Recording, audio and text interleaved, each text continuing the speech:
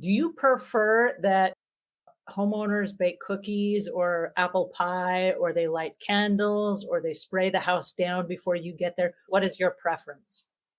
It's ideal if the house can smell nice, but not overpowering.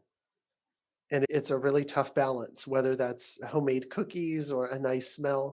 People usually tend to overdo it or not do anything. And if you don't do anything, that's really bad. And if you overdo it, it's almost as bad. And where's that fine balance of we've overdone it or we haven't done enough? The best balance is to walk in and not be aware of the smell.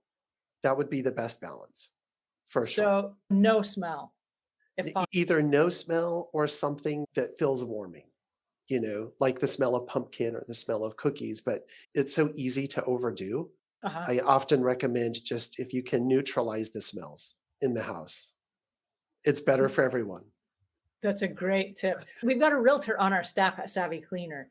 And I was talking to her the other day because she had just shown a property over the weekend. And I said, so tell me about the smells because we're doing this show that we're having on Thursday. And the first thing she said is, oh my goodness, you're not going to believe we walked into a house the other day. As soon as we walked in, she's like, the smell just was overwhelming. And she said, my first thought was, oh, they're hiding something.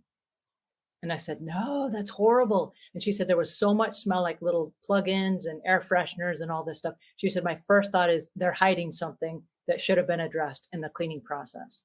So if that's the message that buyers are getting, whoa, this is time for a great conversation. Day before yesterday, I walked into a home with a client and the smell was so bad in the living room that they walked out of the home without even going into the rest of the house. And we were done with the showing.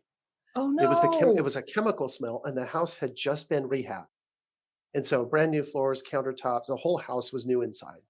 But the chemical smell was so strong of them trying to cover up the smell of smoke that they Uh, just walked right out and said, "This isn't the house for us." We didn't make it through the living room. you're kidding. It was crazy. So happens every day. So if that's true, and I believe you when you say that, but if that's true, there are people that because of the smell of their home, they're losing the sale of their house. Yeah, this particular home had been on the market for a little over 30 days, and the smell was so strong we literally couldn't tour it.